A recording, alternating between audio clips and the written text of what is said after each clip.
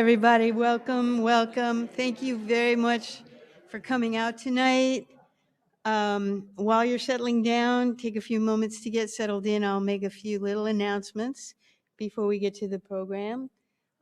Feel free to enjoy the coffee, tea, water, walk in and out. It's a very informal time. And turn to your neighbor on your left, your neighbor on your right, introduce yourselves, say hello, get comfortable, silence your cell phone. And I'll mention to you the sponsors. They're sponsoring committees from the New York City Bar. My own committee, the Senior Lawyers Committee. Diane Fenner and Gertrude Pfaffenbach and Jacqueline Harani are the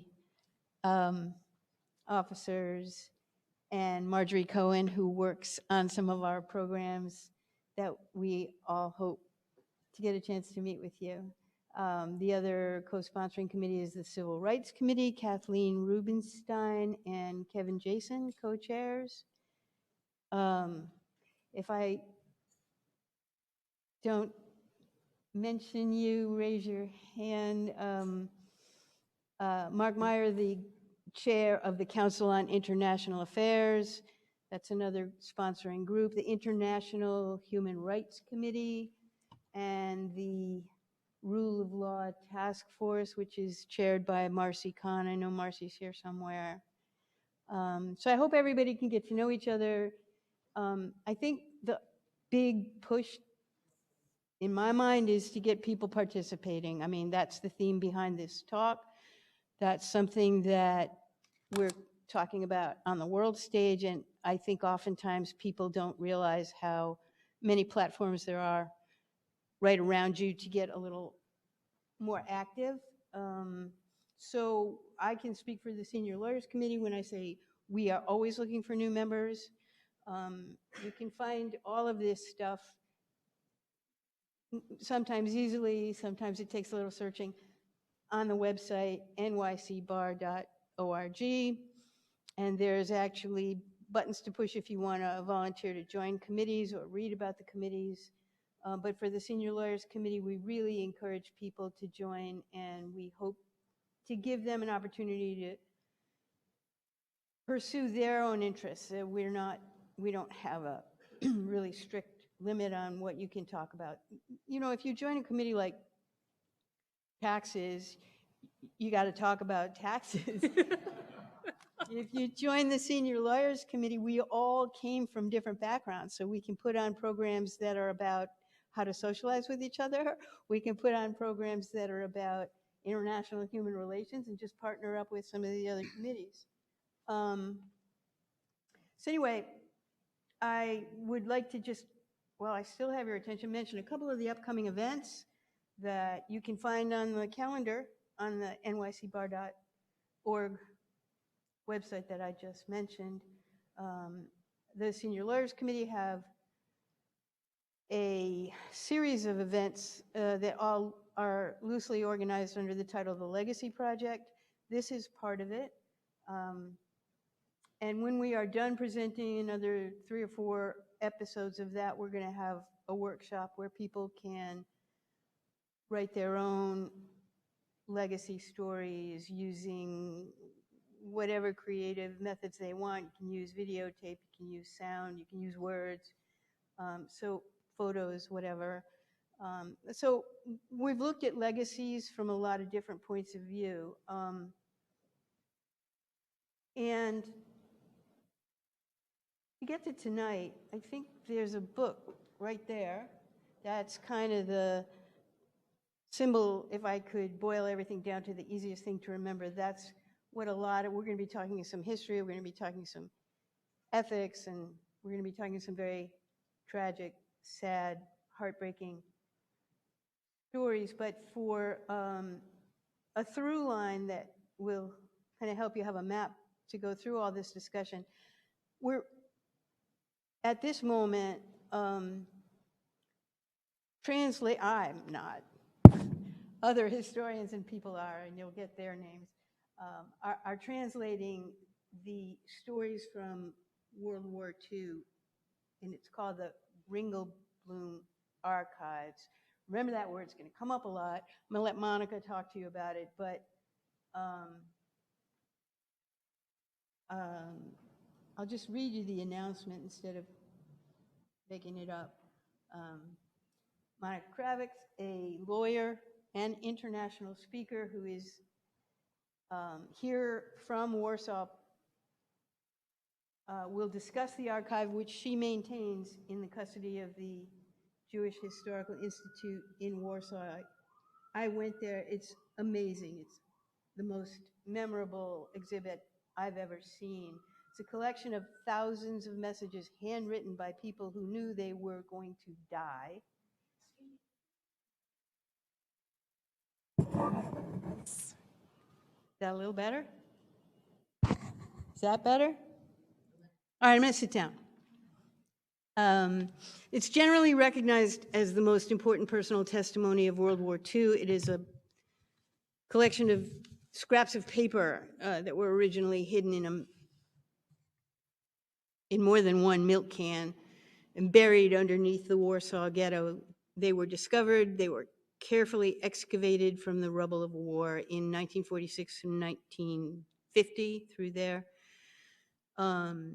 And they were published as a 38-volume set of books in 2017, but not in English. They are now in the process of being translated into English.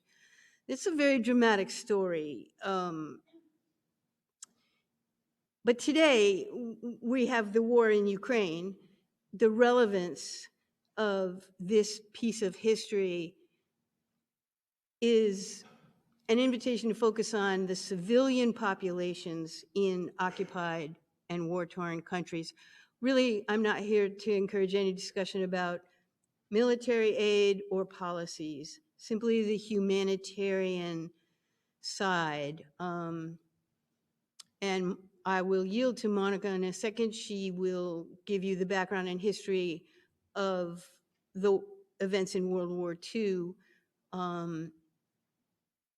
And it will strike you, I think, without me being too didactic, how similar that is to what's happening today. And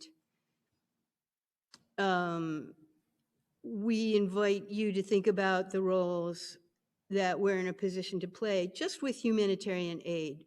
They need electrical generators, medicine, food, blankets.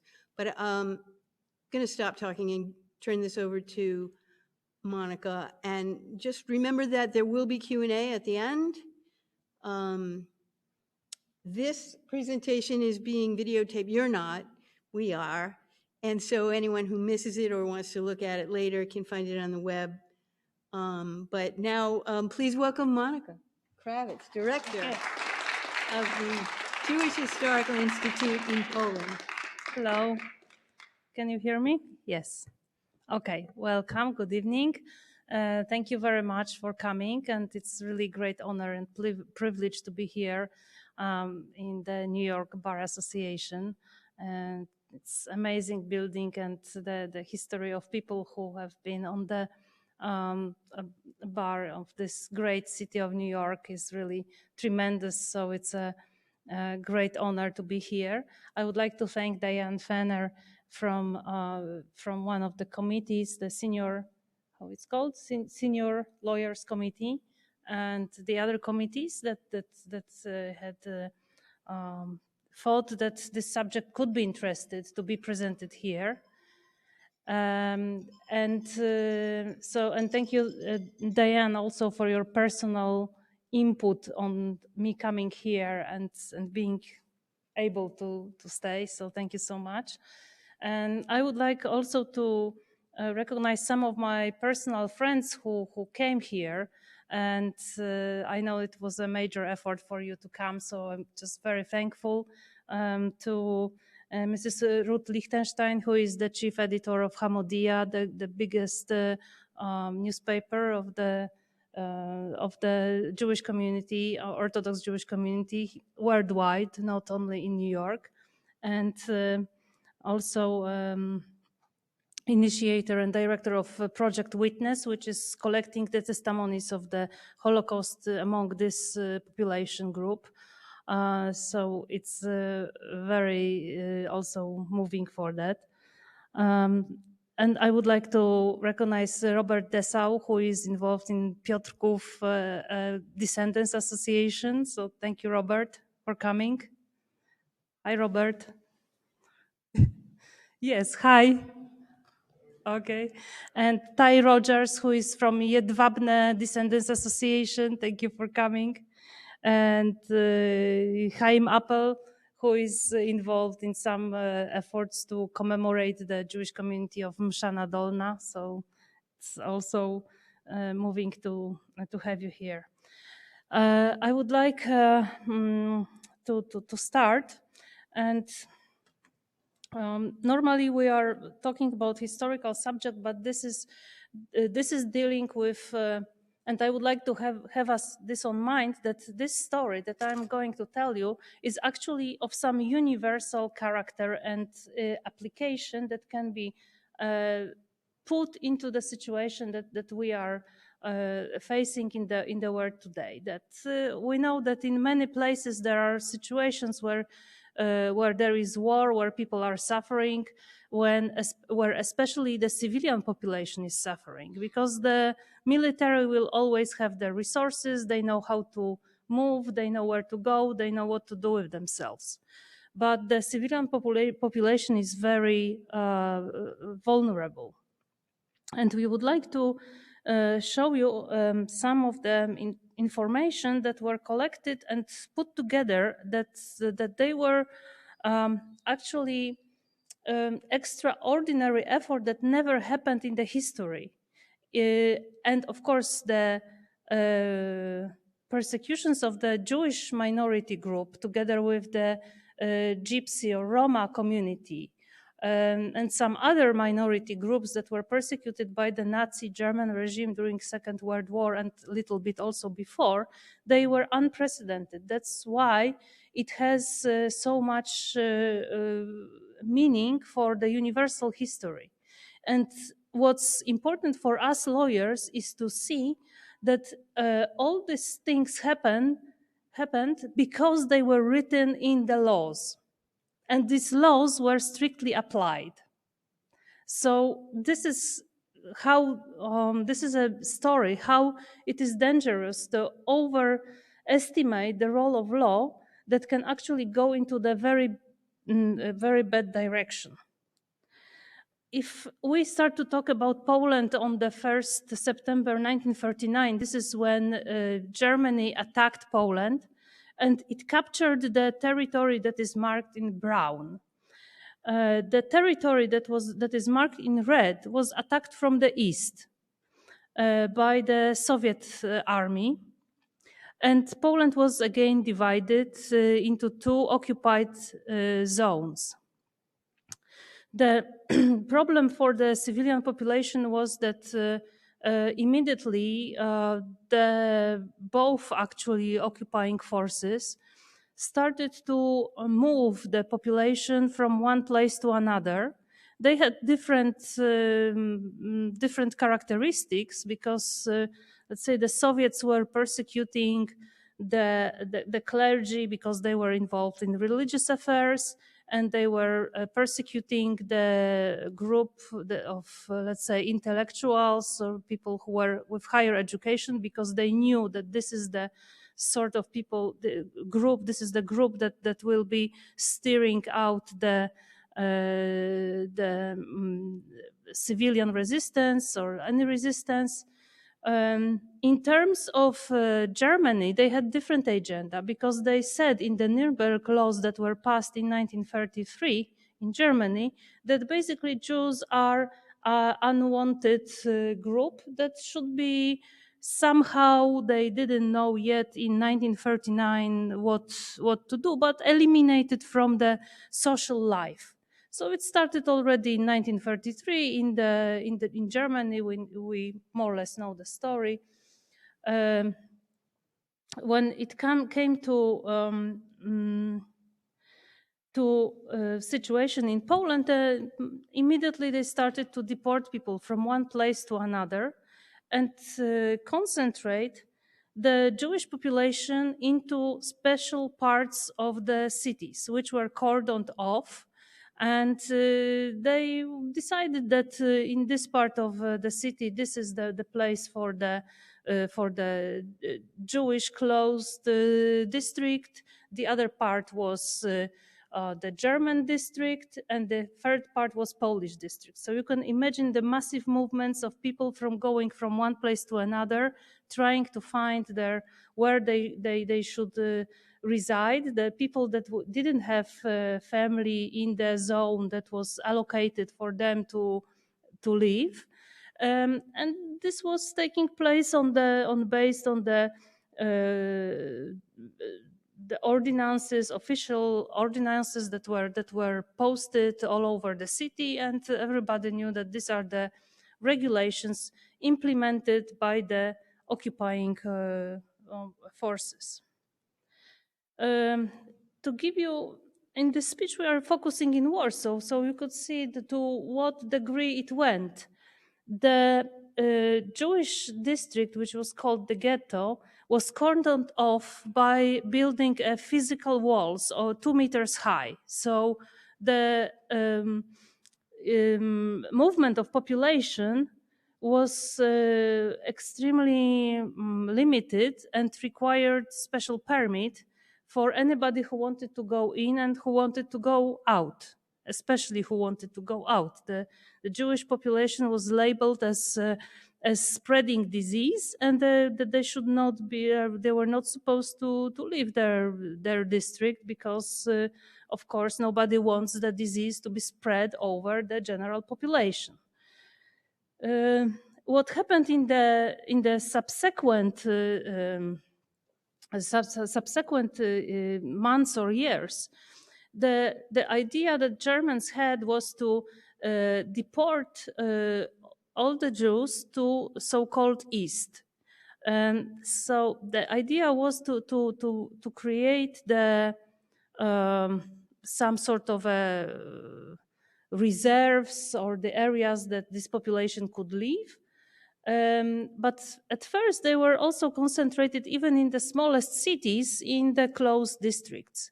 With the following months, those smaller ghettos were closed, and the people were deported, settled in to the larger cities. So Warsaw had about 300,000 native population before the war. I mean, the Jewish minority population.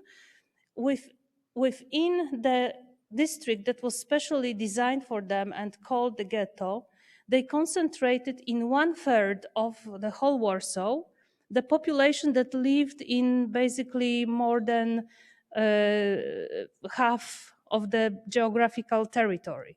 And then they resettled or settled in additional groups of people from the smaller cities as they were trying to be completely cleared out of the Jewish population. This is a picture to show you that these were not just empty talks or empty words, but they were actually implemented, this policy, that whoever did leave outside without the permit was shot. It says here that there was a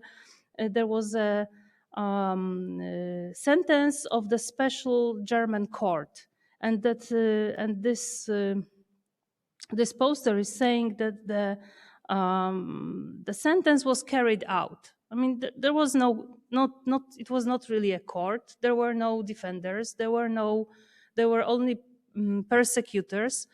I mean, persecutors as judges and prosecutors as additional oppression element in such court. So again, the role of inhuman legal norms that were put into the motion here, that completely not humanitarian, and of course with the full violation of human rights, this situation was implemented as if this was just a normal order by the court, and it should be carried out because this is the interest of public justice. So in such very complicated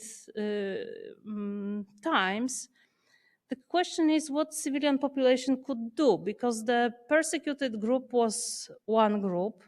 They were also people who were neighbors or bystanders.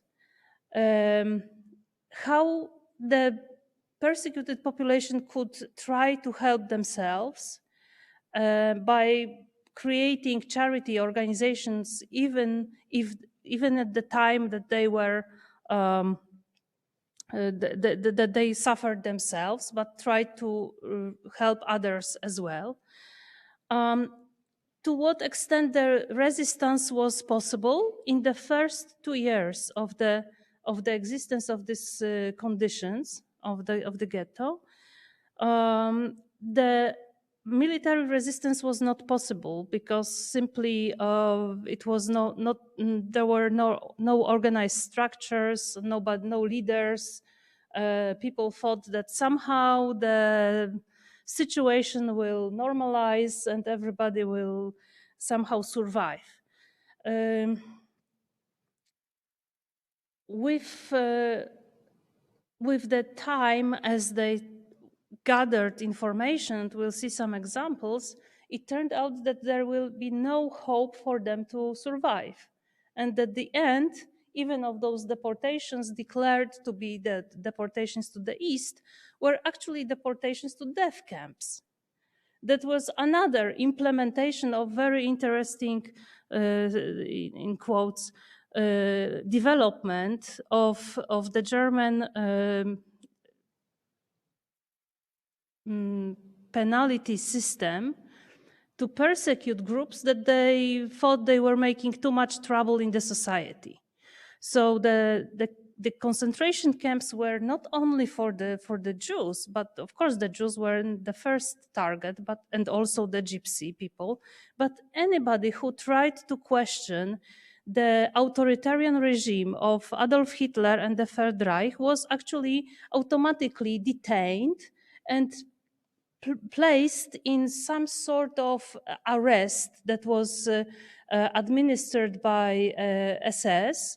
Let's say like they would even call it the protective arrests. I don't know what it could mean, protective arrest, without a deadline.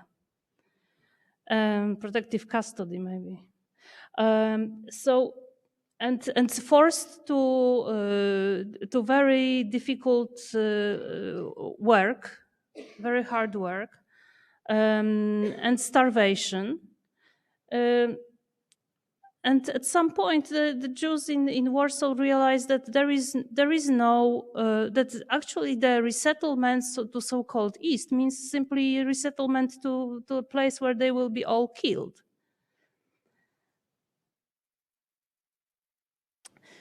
Emanuel Ringelblum, he was a historian, and probably he was, I would say, like any one of us, because he was not, before the war, he was nobody from the top echelons of the society. He was just a regular guy who was a teacher in a high school. He was a historian, and by education, he spent a lot of time researching the history of Polish Jews from the Middle Ages until the 19th century. He was a social activist. He was also involved in gathering the folklore and information about Jewish language, and that's why he was a correspondent of the Ivo Institute. The Ivo Institute, by the way, is have their headquarters here in New York now. Before that, it was in Vilno. And at some point, he actually came up with the idea that actually we should record the information, daily information, what's going on, because it's unusual situation when the war broke out, when the first bombardments of the residential quarter happened, and a lot of these bombardments happened in the district that was before the war populated heavily by the Jewish population. Then ghetto was created, the closed zone, and everything he thought should be recorded, because it's important to know how the history develops, and he knew it from his own research. And for example, he was researching the participation of the Jewish population in the Polish national uprisings in the 19th century. Like every 30 years, there was a national revolt, and Polish people tried to become independent from the empires that were ruling, Austria, Russia, and Germany. But there was no complete story. So that's why he thought it's very important to create some sort of a system when they could get information also from those people who were settled in from other places, who were refugees, who were brought to the Warsaw Ghetto from Germany, from the cities like Hamburg, Hanover, Frankfurt, people that had nothing to do with the Polish population. They didn't know the language. They were acculturated, so to say, Europeanized, assimilated Jews, while really a huge number of Jews in Poland were traditional religious. They could not have anything in common. And he thought Emanuel Ringelblum thought it's important to register those things. And that's why he involved his colleagues from the political party that he was a member of. It was Zionist Workers' Party. And then they changed the profile, and also he involved his friends with whom he was working with Social Self-Help, the charity institution that was trying to be independent and provide education to the youth, because the Germans decided that there will be no Jewish schools opened. Later they changed the mind, but it was like they allowed for some minor forms of education. But can you imagine what it is, a sort of another formula of persecution, when you actually tell people whose whole life is about learning, studying, reading, that they are not able to educate their children?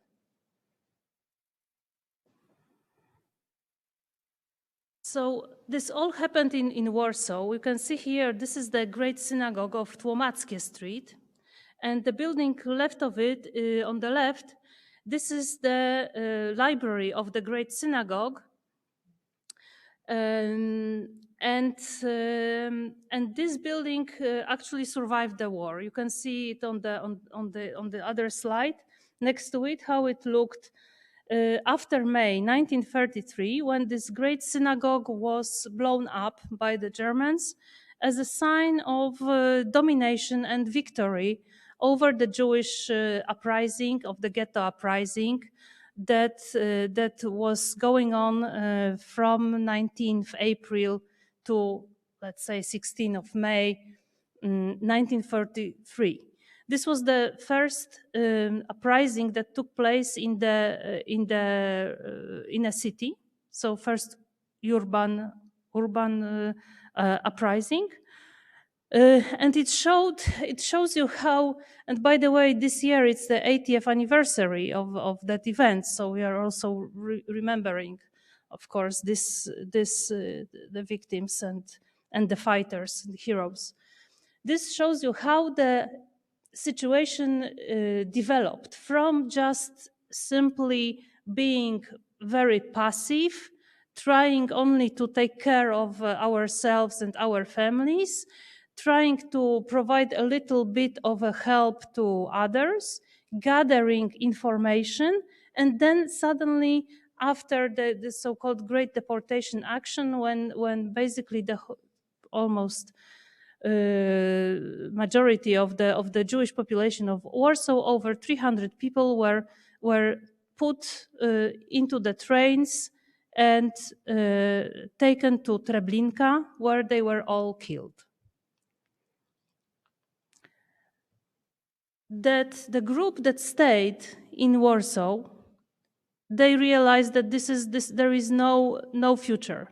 This is the end. So the whole effort they put into the military resistance. This was the moment when they knew that people had to part with their parents, because especially the elderly group, the most vulnerable groups were the first to be deported to Treblinka death camp. The elderly, mothers, children, small children, people who didn't have jobs, unemployed, people who did not know how to maneuver enough to get a special ticket to get involved or being involved in the working forces. They were deported, and only then those who stayed realized they have to fight with the armed whatever they could get, and that's how the Warsaw ghetto uprising happened and concluded, of course, in the victory of the Germans who brought heavy artillery, set up. Actually, they bombed the residential houses. They set them ablaze. Everything was burned. Those who surrendered were either killed on the spot or taken to Treblinka or Majdanek or Auschwitz. Now, getting to the story of Emanuel Ringelblum and what they collected, they decided they should have the most broad picture of what is happening. So some people were encouraged or asked to write their own eyewitness testimonies. Here you see a account that is telling about mass murder in Ponary, which is in Wilno.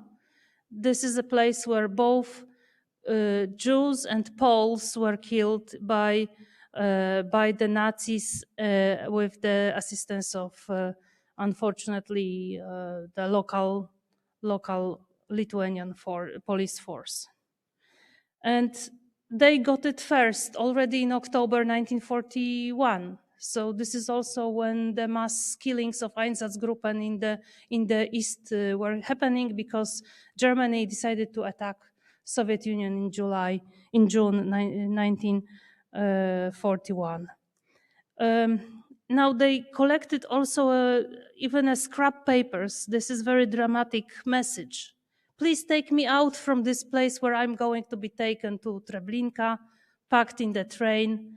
Please get me out. I'm begging you to save me. I want to see my wife, children. The real emotions. They wrote this group that was gathered by Emanuel Ringelblum, had conspiration name Oneg Shabbat, which means in Hebrew the joy of the Saturday, of the Sabbath. Why? Because they could not really meet openly, so they would say that, well, they are just doing their little traditional thing. So if they met under this title. Ultimately, there were about 70 contributors, writing, interviewing, getting pictures, copying documentation from the official administration in the ghetto. They also created reports, formal reports, where they synthesized whatever information they got and put them in the format that was sent to the Polish government in exile, who was operating in London. So can you imagine this? There were special messengers going and with the help of Polish Home Army, the underground organization, resistance armed organization, that were going from occupied Poland, crossing several borders heavily controlled, from usually they had to go through Germany and Holland by train, and then they somehow to arrange to be transported to England. And they delivered this information. So the Polish government in exile brought this to the attention of Churchill, who was the Minister of War and the Prime Minister of England at the time. So the Allies knew what's going on. The BBC actually broadcasted information that was included in the report, and people in Warsaw heard this specific number, so they knew that the message reached people who were able to help. Then it's a big politics always, so nothing was done at that moment. But the information was gathered, like the reports of the people who escaped from Treblinka. And it was clear for Emanuel Ringelblum and his associate that this is becoming extremely important thing what they are doing, because they are creating the testimonies and information of actually unprecedented murder in history. Now, they knew about other big genocides, and this word also came out very strongly right after the war during the Nuremberg trials, like the Armenian genocide, like the other big killings because people didn't fit to the policy or strategy of some other countries. But this was taking the numbers that was that went all over the any kind of imagination. We have 37 names of people who actually were active in the report. They wrote their names. The secretary of the Ringelblum Archive, Mr. Herschwasser, wrote it down and put it in the archives also as some sort of a memento. Only two people, there were two secretaries of the group, of Onek Shabbat group, who knew actually who were the other people who were bringing those copies and files. Out of this list plus another contributors, only 3 survived the war.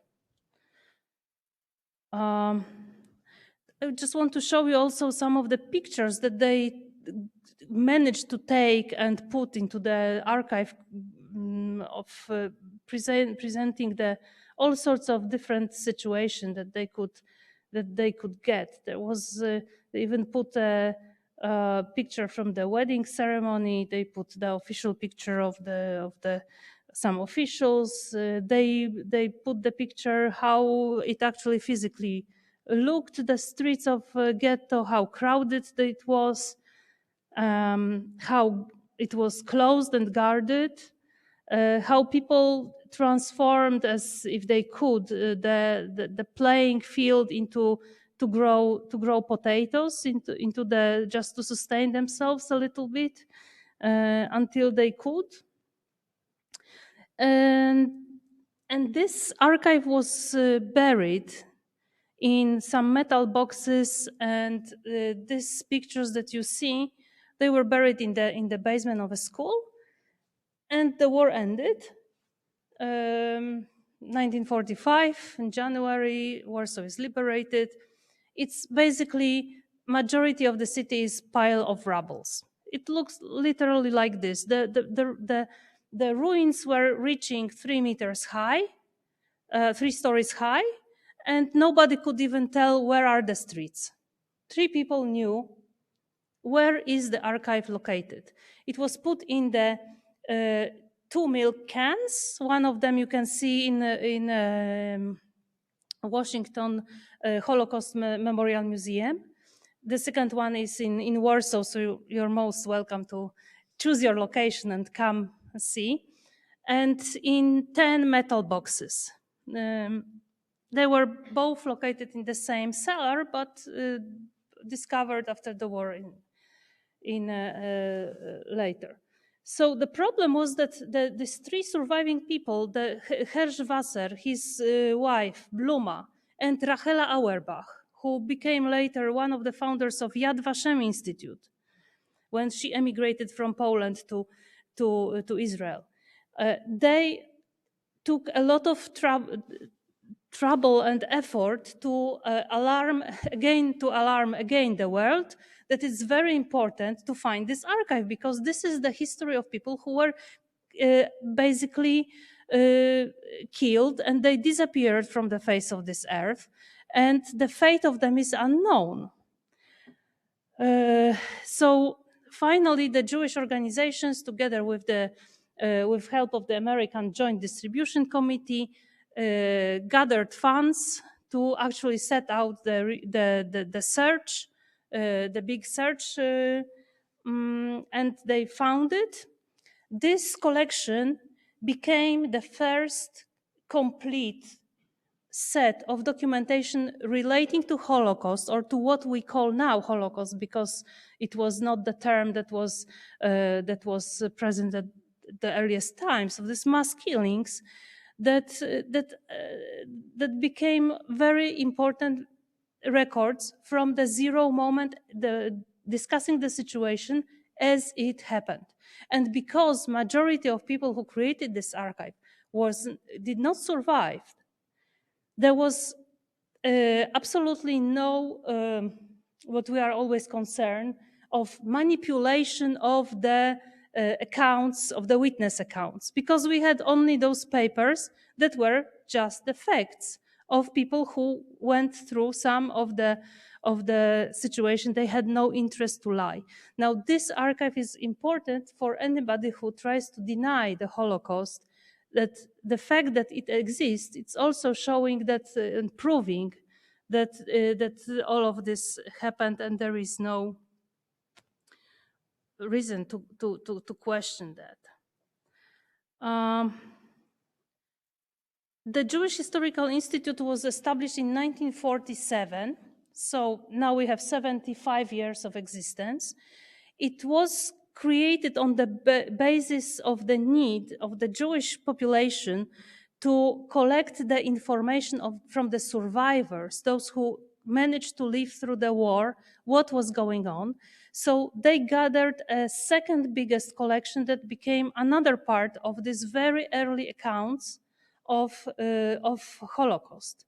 And all of this was actually located in this building of the Library of the Great Synagogue that was still serving the Jewish community from before the war, during the war, and after the war. So this is, for Poland, this is absolutely unique place that you can have this such continuity.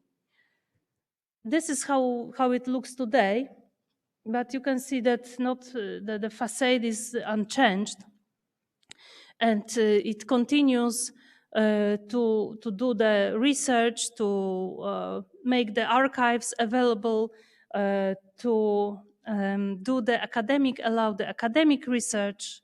And basically these two collections, first one of them is Emanuel Ringelblum Onek Shabbat Archive, and the accounts of the Central Jewish Historical Commission, which both of these collections were used immediately after the war in the trials of war criminals. So it was actually, they became very, very important material to prosecute the perpetrators.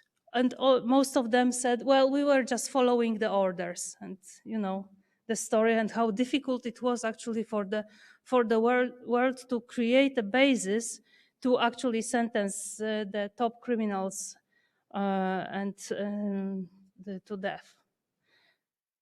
Um, this picture is showing how we present the heritage of the Emanuel Ringelblum Archive in our institute in permanent exhibition. We show actually those documents, the original documents. We have also special classes for the students that are studying humanitarian laws, and they're coming to see, and there are many international students coming from countries like Laos, Cambodia, from Bangladesh, from Middle East, where the war and destruction is actually something that is very real to them. So they could actually take some, I'm not sure if inspiration, but they could see that this is the denominator that is common to many people, that they suffer if they are vulnerable, they are the most exposed, and what can be done to somehow help them or assist.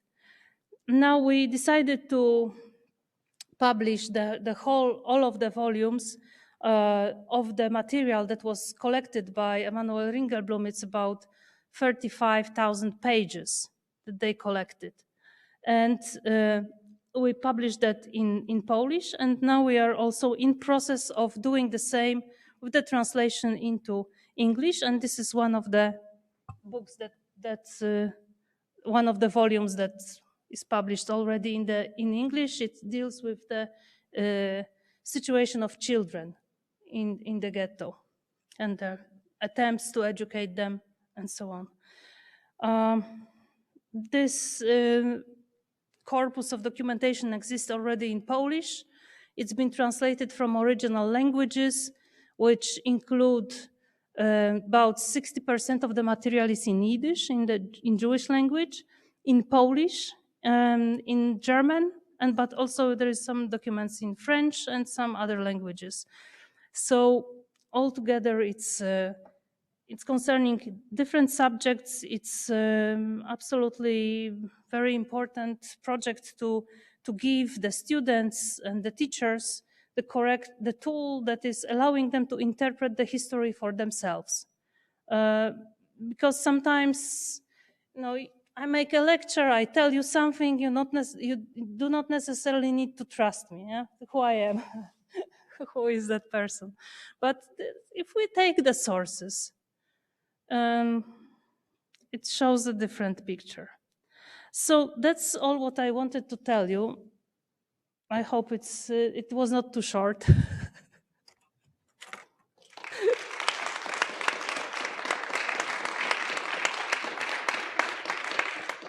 And I guess if anyone would like to say something, make an observation or a question, that this is the right moment. Yes? That's the best history lesson I have ever been to. Thank you so much. I'll just, can everybody hear? Can everybody hear that? Okay. I'll just repeat questions if it doesn't sound loud enough, but I would invite anyone else to ask for an expansion on any of these points. And please.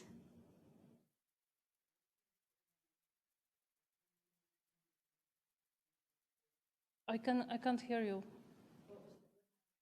What happened to Ringelblum? Yeah, okay. So Emanuel Ringelblum, it's a big, it's a big story how he was operating, because he managed to get out from the ghetto when this big deportation started in 1946 in July. So he was out, but then he came back to the ghetto, which was operating. He was going in and out because he placed his wife and son, and there were also other people hiding in a Polish district of the city. They were hidden in the what we call today a bunker, but it was special shelter built by the Polish family. Their name was Wolski. And this family, they were gardeners, and they had a store for where they were selling vegetables, and the garden had also a greenhouse. So they built this shelter under the greenhouse. So this was both covering up the movement, and not unnaturally big movement of people, but also provided the food. And they actually managed to save, there were altogether 40 people in that bunker. Already after the ghetto was liquidated, it was only around May 1943. Some people were already in hiding a little bit before. Emanuel Ringelblum was arrested in one of the escapes when he was out of the ghetto, out of this bunker, sorry, and brought to the labor camp in Trawniki. From Trawniki camp, which was another very dire place with its own separate black history, he was taken out by the Polish resistance. The Polish resistance consisted of the group that actually took him out, and there is another very big story how they did it, was consisting of two people, Teodor Pajewski, who got his Medal of Righteous Among the Nations only several weeks ago, while this application for Yad Vashem was submitted in 1966. So they took them a lot of time to consider if he was worthy. Teodor Pajewski was accompanied by Shoshana Kosover. And Shoshana Kosover was a member of the Polish Home Army, the resistance. And she was also connecting with some of the military groups in the ghetto in 1943, together with her brothers. So they managed to take Emanuel Ringelblum from Trawniki, brought him first to the Praga district of Warsaw, where Teodor Pajewski had his apartment.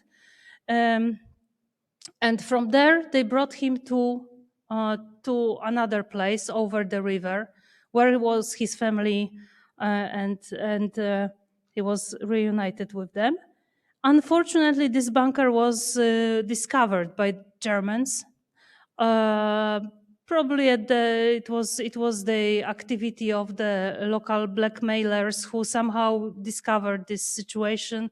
Some people say it was a neighbor. Some people say it was actually the fiancé of Mr. Wolski, who was upset that this is going on. Maybe she was afraid, and maybe she was just a person who was not positively attuned. All of them, the 40 people, together with the Polish family who were helping them, were taken to prison of Pawiak, and after a few days, they were all killed, shot in the ruins of ghetto. Nobody knows, unfortunately, where their graves are. Somewhere under Warsaw Ghetto, and this is very unfortunate situation that the end that this very courageous person experienced. Yeah, Robin. About the condition of the materials that were unearthed, the archive. And what happened to them immediately after they were unearthed, like what body took them in. And you talked about some of the, or I think I read about some of the materials were damaged from water, or did that happen while they were buried, or did things happen to them between the time they were discovered and the time they were sort of protected in your care? Right. Okay, so metal boxes were hidden later. but discovered first. And they were all damaged because the water got inside, and the pages were all stuck together. And we have a film actually that was taken from that discovery, or approximately, that they are taking like the blocks of pages and they're just opening them like this. So all of our conservators of today's are getting the heart attack seeing that. But this was the situation. The material in the milk cans was hidden later and discovered later, but it was in much better condition because the milk cans were hermetically sealed, so the water didn't penetrate. But actually to read this, all of the material that was collected and was preserved for all these years in the Jewish Historical Institute in Warsaw, they were able to be read only in some with using the modern infrared and other special techniques that are used by the with working on such materials. But all of this was included in the volumes, so it's fully read. Whatever whatever survived and could be read somehow is there. We have this material. Yeah, Tai. Building where the Jewish Historical Institute is today used to be the library of the synagogue. Correct. Survived that lot, or did the Germans dismiss it, or did they not destroy it? And the contents, the pre-war books and things in the library, did those things survive? The library was built in 1936, and it was built using the modern technology by pouring the cement. So it was a different, technically different building. Then the Great Synagogue was standing just next door, but it was all bricks. So when the brick synagogue was blown out and this was just pile of rubbles, the building only caught fire. And actually, when you go and see the Jewish Historical Institute building today, you can see the traces of fire that was actually burning. So it's very, I would say, special and maybe I can use this word, holy for us, that this is the actual traces of fire that basically burned the Jewish population, so to say. Yeah. The boxes were, well, these three people who knew, out of three people who survived, only one, Hirschwasser, knew where it was buried. So first of all, it was a luck or act of God that actually he survived, because it was, of course, it was all secret. And he knew the address, but they could not find the address because the street didn't exist and none of the buildings exist. So after some measurements were done by the city of Warsaw in the attempts of actually rehabilitating the area and mapping it out, they knew where was the Nowolipki 68 number, where used to be a school, where Hirschwasser was actually a teacher. And they had to dig. So they collected money actually to pay people for the heavy machinery to go and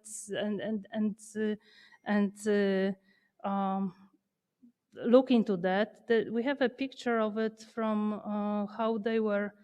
It was this is the picture. It was a little bit staged because they realized that it's very important, so they need to document it. So Mr. Wasser went to the hall there and he personally showed how he discovered with his very elegant coat.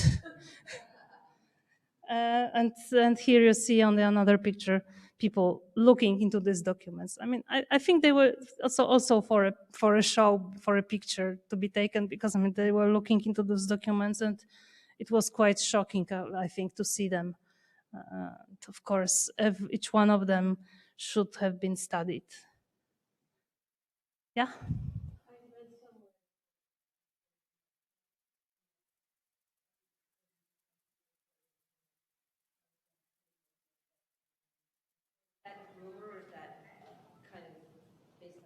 Well, we support that conspiracy theory because it brings a lot of attention. We are not sure because there are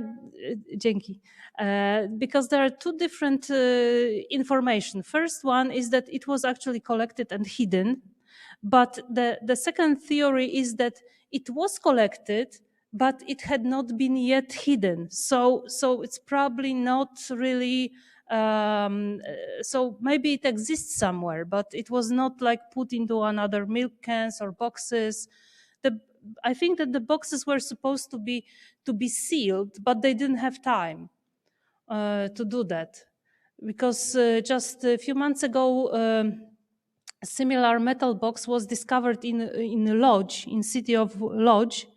In that box, there were some personal items of someone who decided to hide them, and he was able to seal them.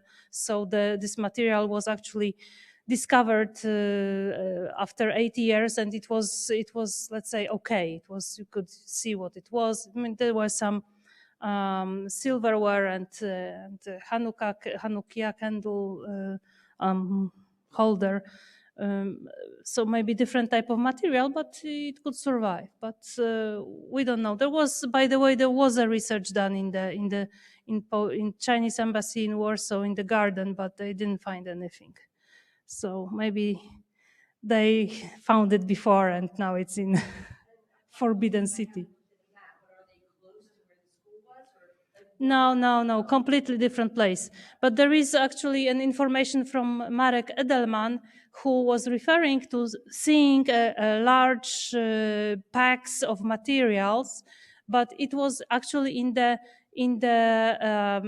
apartment that was that belonged to the organization or political party. It was called the Bund. So every political organization had their own archives as well. They collected also some papers, but they didn't have an idea that they should be actually preserved and hidden. Or nobody actually realized that it will be just a big fire that would end the Jewish district.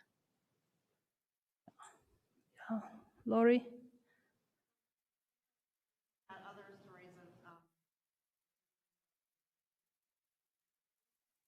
Yeah, this is part of it. Lori is asking about the writings of the rabbi of Piaseczno, which is a district, just a city outside of Warsaw. But he was exceptional person. He continued his mission or the work as a rabbinic leader, and he was giving sermons that were recorded, and all of this is part of the collection. So they also can be seen in our exhibition. It's very special because of what we know. He was his writings are the only rabbinic writings that actually were brought into this collection. Yeah, sorry, the lady here. So.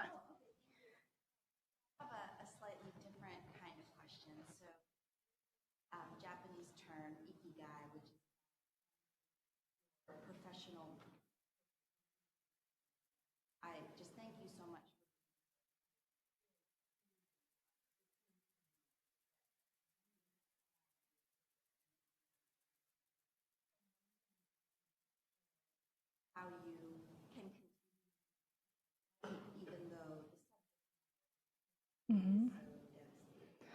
Well, maybe it would be good for another lecture for which the bar should invite me. Okay. But I mean, thank you very much for this comment. I mean, I'm just let's say the regular person who is fascinated by this story, and I think it's worth sharing it because it has so much universal value. So maybe next time we'll keep tuned on the ads of the New York Bar Association. There was a question?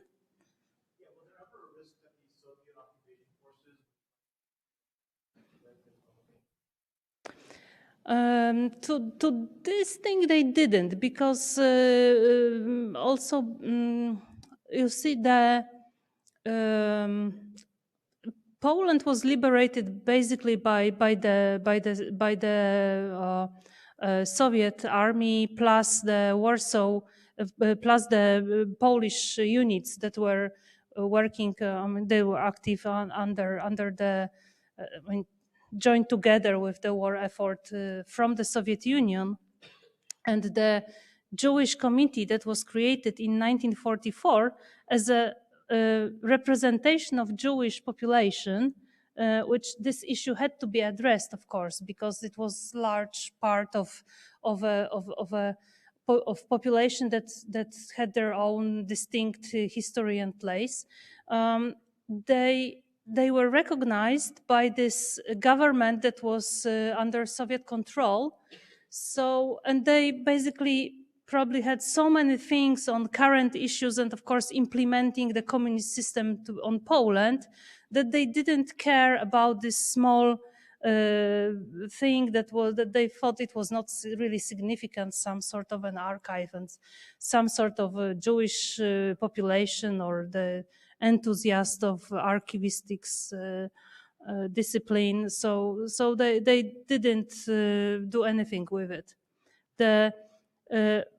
If we look into the history of Jewish Historical Institute, which I mentioned, 70 years old, there were different dates that were actually very dangerous for the collection, which was 1968, which was a big anti-Semitic campaign by the socialist party, the ruling party, and the institute was almost closed.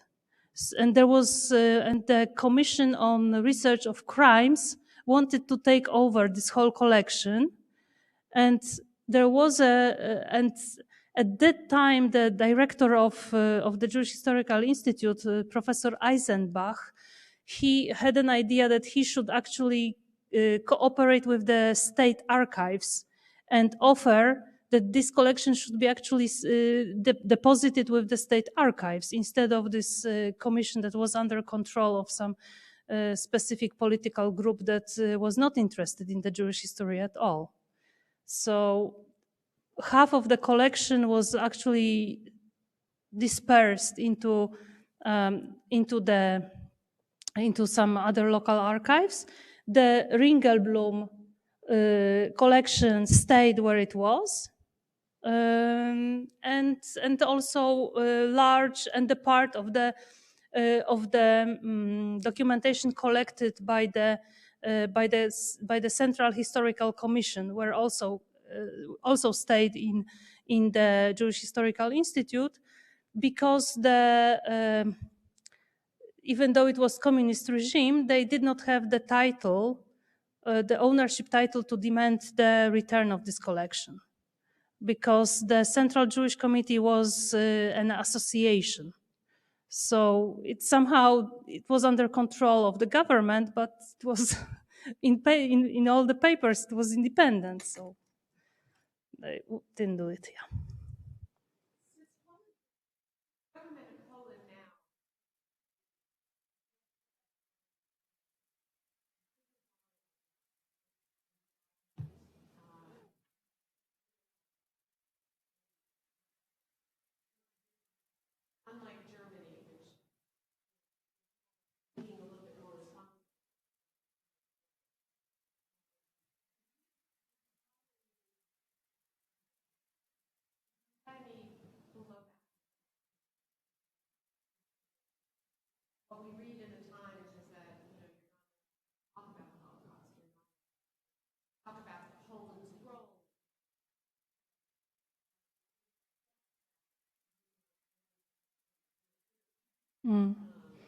Okay, can you see this map? The brown side is the German occupation. German militaries and administration fully controlling the civilian population of Poland. The red is the Soviet regime and Red Army that invaded from the east. Also occupation. Where do you see the role of Polish government, which stopped to exist in about when the Poland signed the capitulation in October 1939, with the last unit fighting in the near the sea? I mean, they didn't exist.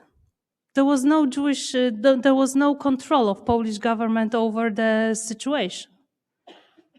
So it's I would say, a bit exaggeration of talking about the role of Polish government in the Holocaust, which is a very big and very interesting issue, because we can see how the situation and the perception is changing.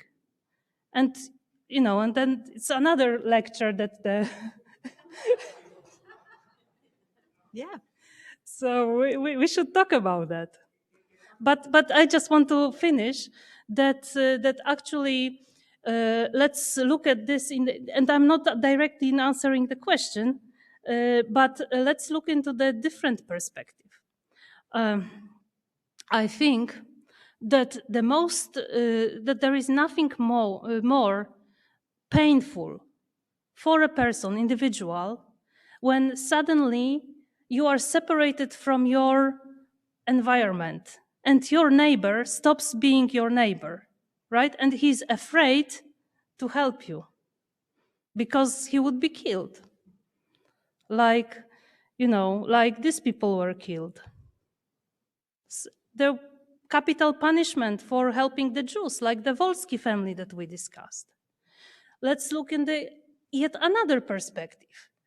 Look, Poland has assumed responsibility to maintain several museums that used to be German Nazi concentration and death camps. Auschwitz, Treblinka, Majdanek, Bełżec, Grossrosen, Chełmno over the Kulmhof on Ner. Okay, these are all memorial sites. The admission is free.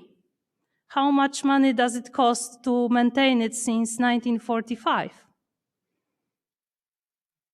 I don't know many museums in the United States that are fully maintained by the central federal government. And Poland does it. Despite all the difficulties that may be unresolved yet, like some cases that we know. But with the time, we'll try. Yeah. I was just going to clarify the part comment. There's no Polish government. There's no role of Polish government. I heard that. You mentioned Honara in Lithuania. Yes. Where the locals were accomplices. Mm-hmm. The same thing happened in Ukraine, most famously at Rubble. There's been controversy between the Israeli government and the Polish government. The point is obviously valid in the state. Poland and Poles were victims of the Nazis, clearly. I think the question and the debate was, like in Lithuania, like in Ukraine, there was a role of the Polish civilian population as accomplices here. There have been, arguments recently between the Israeli government. That kind of responsibility. I think that's what your question was about. Mm-hmm. And I think it's a fact there was some sensitivity. Of course, we are not denying any sensitivities, but let's look at this. Sure, one more thing. The Ukraine, at least at some point, and for sure Lithuania, they had collaborating governments with the German Nazis. Poland didn't have.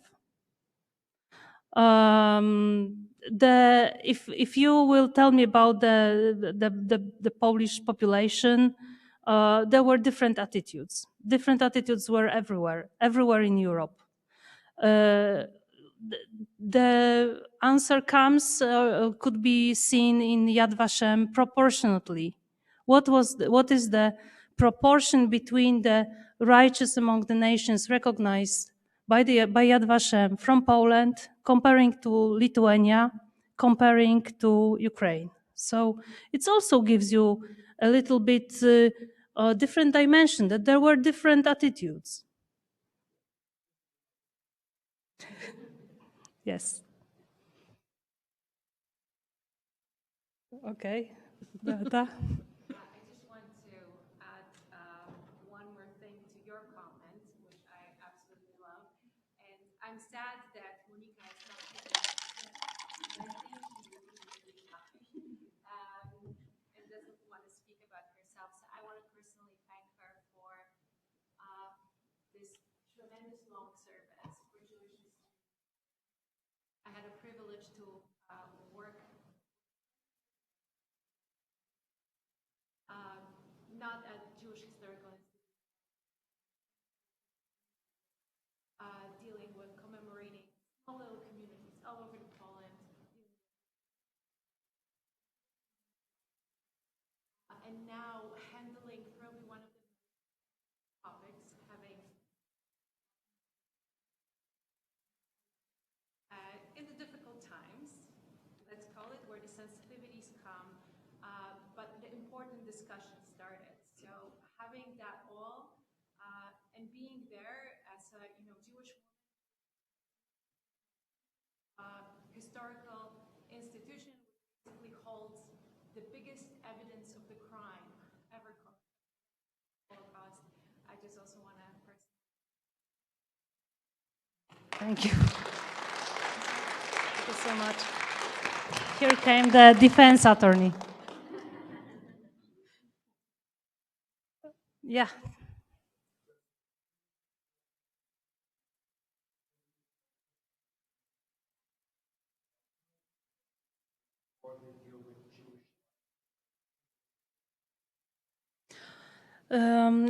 We have a research department and we are also publishing the professional academic journal that is called the Quarterly of Polish Jewish History. So the research is done on various subjects around various in historical times. But of course, we know that the most important or closest to us, to our times, subject is still the Second World War. So the research is focusing on Holocaust, actually. Yeah. Things moved into Mm-hmm. did they come back? No. Or they're still, so are those being studied and translated and things like that? Yes, and much is the Polish State Archives have a program that they are scanning basically all of the material. So a lot of it is available online, and you can look into that if you're interested. It goes by geographic location. The largest collection that was deposited back to the Polish State Archive that we actually regret that it's there is the archive material that was collected in Łódź after 1945. Mm-hmm. So there was some question.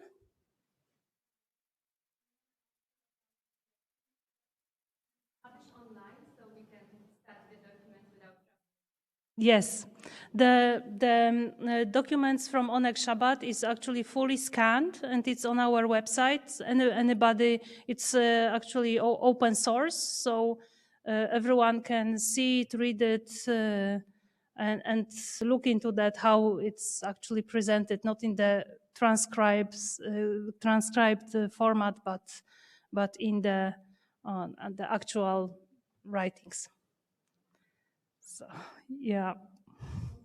So, the story of Ringelblum Ringelblum. anywhere in film that we might see it? Yeah, there is a quasi-documentary movie made by Roberta Grossman. It's called "Who Will Tell Our History," and it's in English. So I definitely recommend it. The roles are played by U.S., American, and Polish actors, and it's really fascinating material. It was done in cooperation with the Jewish Historical Institute in Warsaw, so we know that the facts and the interpretations are correct. And also, Professor Samuel Casso was also like one of the big reviewers of that thing, so definitely recommend it. Dan, over to you.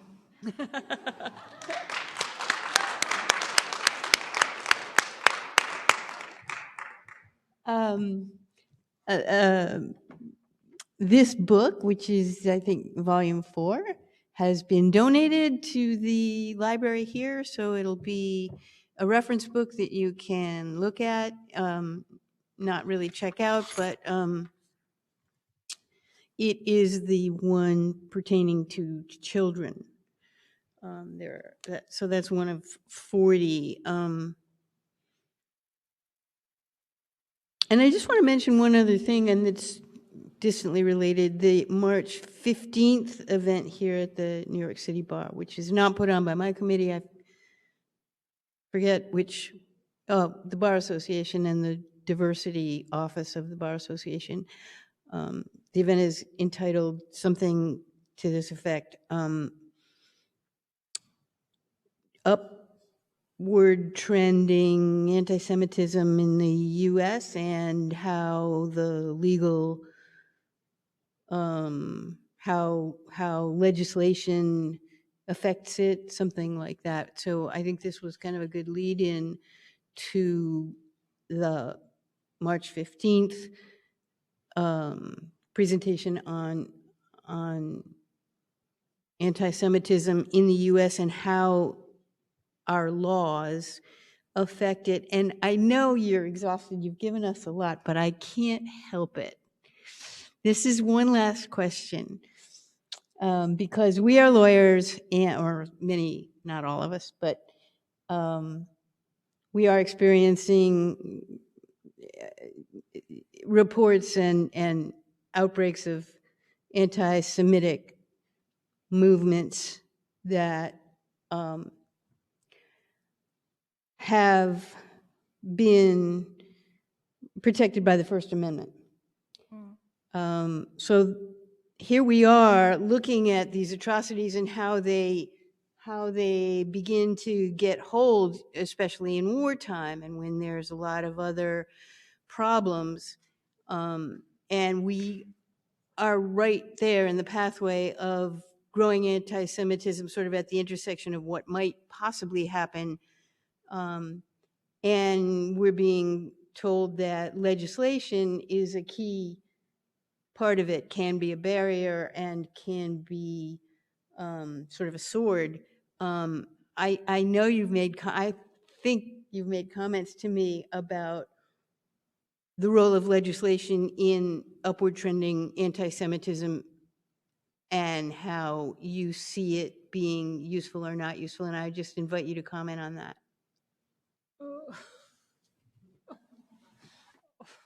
Because controversy is good theater. It's, I mean, I don't know. It's a 5th lecture. Just give it a shot.